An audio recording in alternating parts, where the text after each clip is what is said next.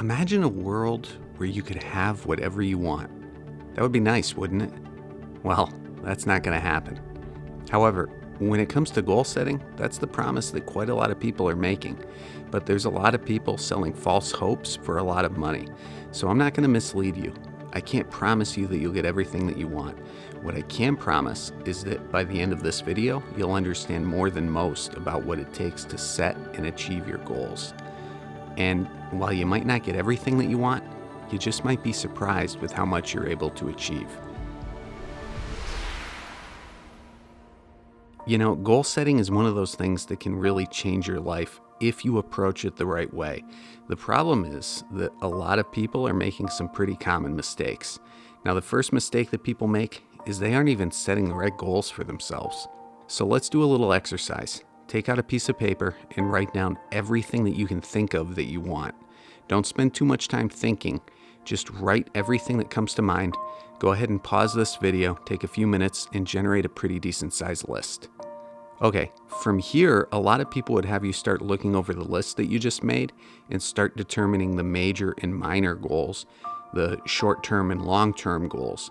But this misses a key piece of the puzzle. So let's do another exercise. This is one I'm stealing from Warren Buffett. This time, I want you to imagine the people that you most admire in life. Write them down, and then write down the reasons that you admire them. Chances are there are certain character traits that stand out, traits that, with a little bit of effort, you can go to work on developing in yourself. Now, it's also helpful to do the same experiment, but to reverse things, meaning think of the people that you can't stand being around. Then ask yourself why this is.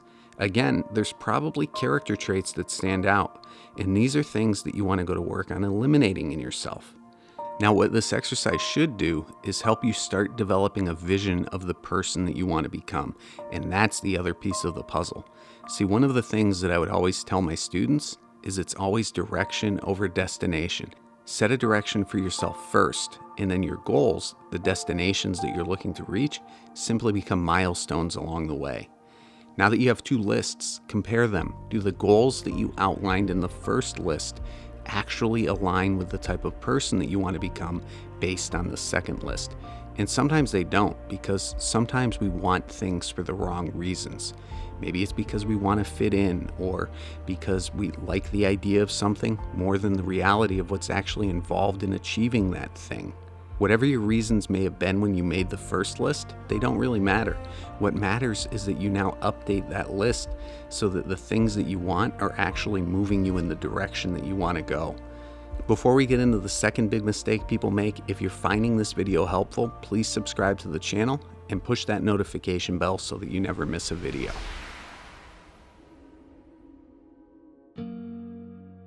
Okay, now that you have both lists complete, the second big mistake that people make is they take that first list and they make those things their goals. And the problem with this is that if you set goals that are outcomes you have no control over, you're setting yourself up for disappointment. And the larger the outcome, the greater the likelihood of failure. Here's what'll happen. You'll start off really excited and motivated, but soon, like a kid in the back seat on a long car ride, you're constantly asking yourself, are we there yet? The process won't feel very rewarding since it doesn't feel like you're making any progress, and there's a good chance that you'll give up not long after you've begun. The solution? Make your goals the actions that you need to take in order to achieve the outcomes that you're looking to achieve. After all, it's actions that lead to results, and too much focus on results leads to inaction. For example, let's say you're trying to lose weight, something a lot of us experience in our lives. That means obviously weight loss is the outcome that you're looking for, and this is what a lot of people would focus on. But I don't know if you've noticed, a lot of people are pretty unsuccessful with weight loss.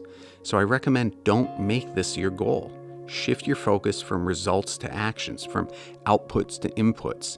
Ask yourself, who do I have to become to achieve the outcome I'm looking to achieve, and what actions would that person take? Your goal then becomes to do those things day in and day out, to become that person. Then every day that you take those actions, every day you behave in a way consistent with who you want to be, well, that day's a success. But you have to remember, temporary actions lead to temporary results. If you want lasting change, you have to be willing to commit to making permanent changes in your behavior. This is why so many people who do lose weight put it back on so quickly. Remember, it's direction over destination, actions over outcomes.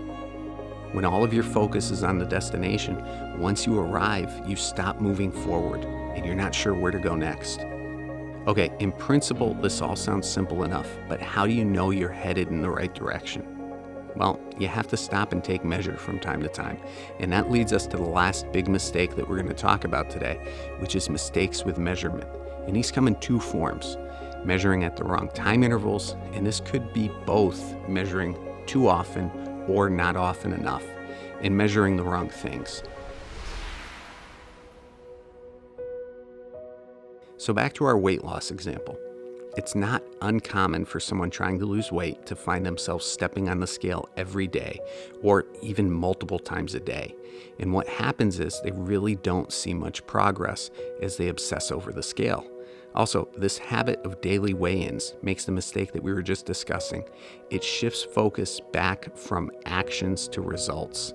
A better approach would be to focus on the day-to-day actions that you're taking to live a healthier lifestyle. And these are the things that you should take more frequent measure of, sometimes daily measure. And they could be things like steps per day, or what you're eating each day, or how many workouts you do each week. Then instead, take measure of your weight once a week. That's a long enough period that you should see some actual results, as small as they may be. And notice, we don't completely ignore results. It may be direction over destination, but the destinations still matter. They're still part of the journey. But taking measure at the right intervals is crucial. If you're trying to lose weight and you step on the scale once a week, now you should see results, and those results will reinforce the actions that you're taking. Okay, let's switch things up. Let's imagine you're an investor, it's the end of the year, and you take a look at the finances for one of your businesses. At first glance, you see profit has gone up. That's great news, right? Well, on closer inspection, you realize the company is downsized, and it's made significant cutbacks to make profit look so good. Business isn't growing, it's shrinking. The big takeaway here is that you need to measure the right things, and you need to know what those things mean. Focus on the wrong things, and you could be celebrating while you're one step away from losing your investment. Now, when I was a little kid, my childhood dream was to own my own martial arts school, and I achieved that dream. I've taught more than 1,000 students in my career, and I can tell you that without fail, the new students that joined that were the most enthusiastic and obsessed with getting black belt were usually the ones that didn't. In fact, most of them didn't last more than 6 months. I think the truth of the matter is they probably liked the idea of what black belt meant more than what was actually involved with becoming a black belt. It's funny how those who spend all their time focusing on the target are often the ones who fail to hit it. So keep in mind the things that we discussed today. Learn to focus on the right things, and everything else will take care of itself.